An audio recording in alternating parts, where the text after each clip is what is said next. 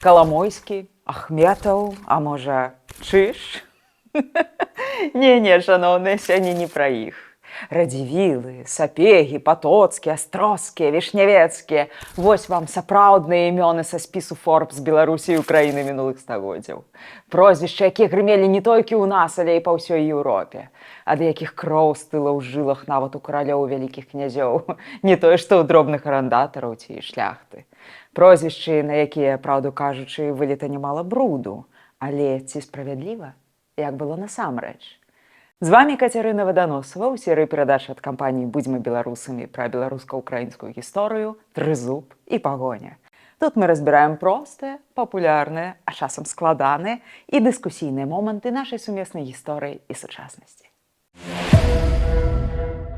Толькі ўявіце сабе, сярэдзіна 18 стагоддзя. Гарачае лета, шыкоўны палац у нясвіжы, поўны гасцей, музыка, танцы, віно ракою. Госці гуляюць, але на двары занадта горача, нават пад вечар прахалоды няма і блізка.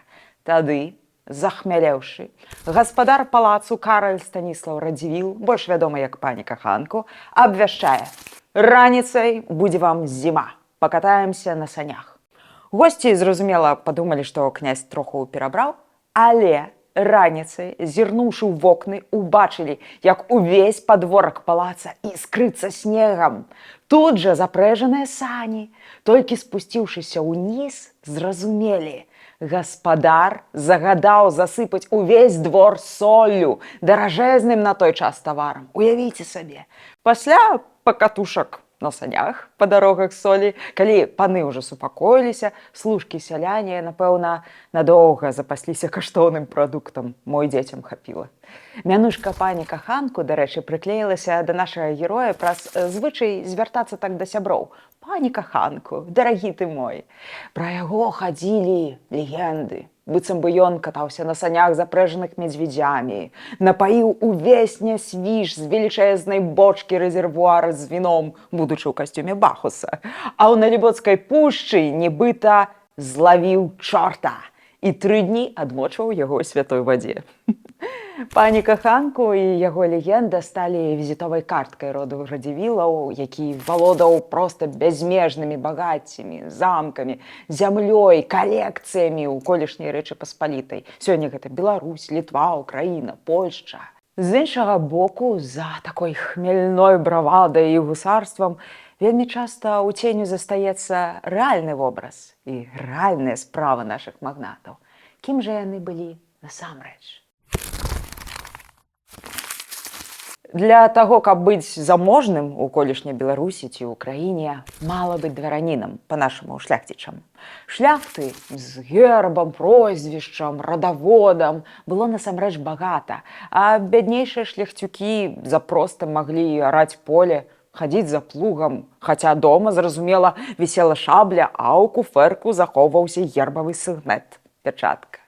Для таго, каб быць заможным, напраўду заможным магнатам, патрэбны быў капітал, зямля, дзяржаўныя пасады, яшчэ пажаданы князькі тытул. Пералічаныя на пачатку роды Радзівілы, Сапегі, Вішневецкія і гэтак далей былі акурат князямі. То бок гэтыя сем'і былі спавітыя роднаснымі сувязямі з Рурыкавічамі, Едмінавічамі, Ягілонамі. Адпаведна, яны сябе і паводзілі, як некаранаваныя каралі, як тыя, хто прызначае каралёў, то бок рэальна кіруе. Для параўнання, з пункту гледжання генеалогіі, тыя ж маскоўскія Раманавы, якія паходзілі ад конюха Андрэя Кабылы, нават і побач не валяліся. Ды і пазней нават ніякія маскоўскія баяры, нават топавыя і найбольш заможныя, такой улады, як нашыя магнаты, не мелі. Бо там усё вырашаў цар: казніць, мілаваць, узнагародзіць, пасадзіць на кол. Там усе былі роўныя ў сваім бяспраўі.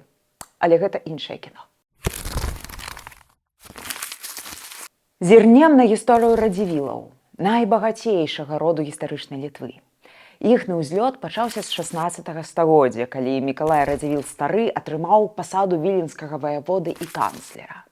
Першыя маёнткі радзівілаў былі ў Жамойці, але колькасць зямлі і нерухомасці расла ажно на вачах. Вось ужо і прыватныя гарады накшталт Слуцка, і ўладанні на Падляшшы, Валыні, Віленшчыне, па ўсёй сённяшняй Беларусі і сэрца, пярліна імперыі радзівілаў не спіш. Мы пачалі з гісторыі пані Каханку, але былі сярод радзівілаў і больш яскравыя імёны.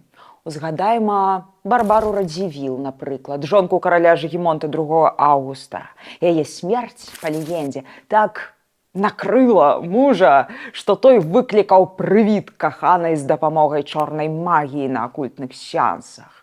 Узгадайма Мікалая Радзівіла Рудога, гетмана ВКЛ, які ваяваў з Масковіяй у інфлянтах, адбіваў Полацак, хадзіў на Пскоў. Узгадайма яшчэ, напрыклад, Мікалая Радзівіла Чорнага, мецэната, дабрачынца, выдаўца радзівілаўскай бібліі, які прасоўваў ідэі рэфармацыі і кальвінізму ў Вялікім княстве літоўскім.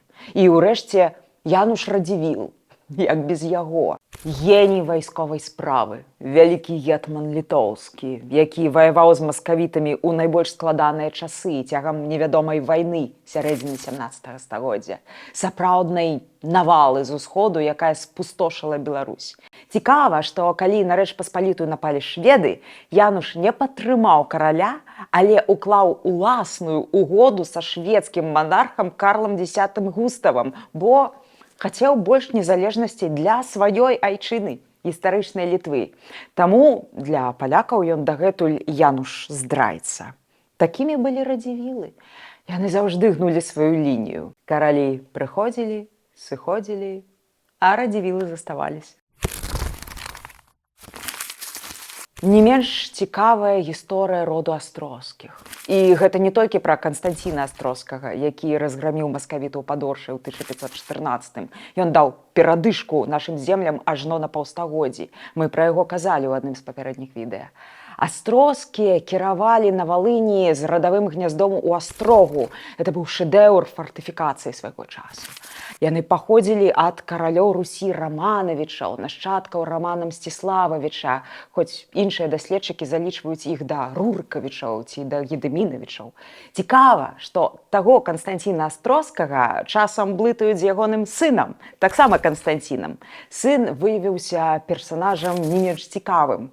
На дзяржаўным узроўні Рэчы Паспалітай фактычна руліў працэсам на тэрыторыі Украіны. Ён бараніў праваслаўе, спачатку падтрымаўшы, а пасля рэзка выступіўшы супраць царкоўнай уніі. Каб не быць паводле палякаў дурной Руссю, неадукаваным мядзвежым кутом на ўсходзе Еўропы, ён заснаваў безліч школ, Астрожскую акадэмію, такі хаб для навукоўцаў і тэолагаў з шыкоўнай бібліятэкай, дзе выкладалі па-грэцку, на лаціне, па-царкоўна-славянску. Цікавыя і шмат у чым паказальныя стасункі Астроскага з казакамі. Магнат разумеў, што Запарожская сеч – важны фарпост, які перашкаджае інвазіі татараў ды Асманскай імперыі. Але з казацкімі паўстаннямі Касынскага і Налівайкі змагаўся, бо лічыў іх разбуральнымі. Разам з тым найчасцей абмяжоўваўся пакаяннямі казачых лідараў, не вынішчаў пад корань. Калі можна было дамаўляцца, ён дамаўляўся, бо гэта былі свае. А каму будзе лепей, калі свае пазабіваюць сваіх? Вядома, толькі ворагу. На жаль, мы не можам распавесці тут і сотай долі цікавостак пра Патоцкіх, Вішневецкіх, Хаткевічаў, Сапегаў, Гаштольдаў ды іншыя роды, якія вырашалі лёсы нашых земляў стагоддзямі. Яны варагавалі паміж сабою, потым мірыліся, заключаючы шлюбы, шукалі саюзнікаў сярод манархаў, сваіх, чужых, пасля расчароўваліся і мянялі бок.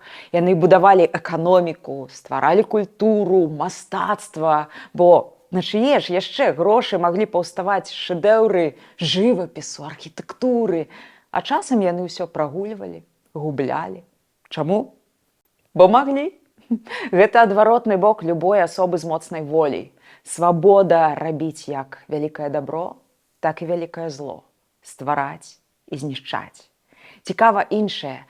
Гэта не былі іншапланецяне ці прыхадні, якія не мелі нічога агульнага з насельнікамі нашых краёў. Якую б веру яны не прымалі, на якой бы мове яны не размаўлялі, яны былі тут, яны былі свае. І іхныя перамогі нам таксама прыемна лічыць сваімі. Хаця вось грахі, напэўна, не вельмі хочацца. Але як па-іншаму? Частка тых славутых родаў згасла яшчэ да абвяшчэння незалежнай Беларусі і Украіны. У іншых сямейнае багацце адабралі ў 1917 ці ў 1939. З замкаў парабілі санаторыі для партыйнай эліты, калекцыі жывапісу павывозілі ў Маскву ці Ленінград. Ці лепш ад гэтага стала, як кажуць, простым беларусам ды украінцам? Я сумняюся. На той момант час князёў і магнатаў мінуў, але гісторыя іхных узлётаў і падзенняў, як чорны цень Барбары Радзівіл у Нясвежскім замку, надалей з намі. Дзеліцеся нашай інфармацыяй, ставайце, калі ласка, падабайкі, падпісвайцеся на канал, распавядайце знаёмым і сябрам. І мы заўсёды вельмі ўдзячныя за падтрымку донатамі, якую вы зможаце ажыццявіць, схадзіўшы ў апісанні пад відэа. І будзьма разам з сапраўднай гісторыяй. Будзьма разам з Украінай!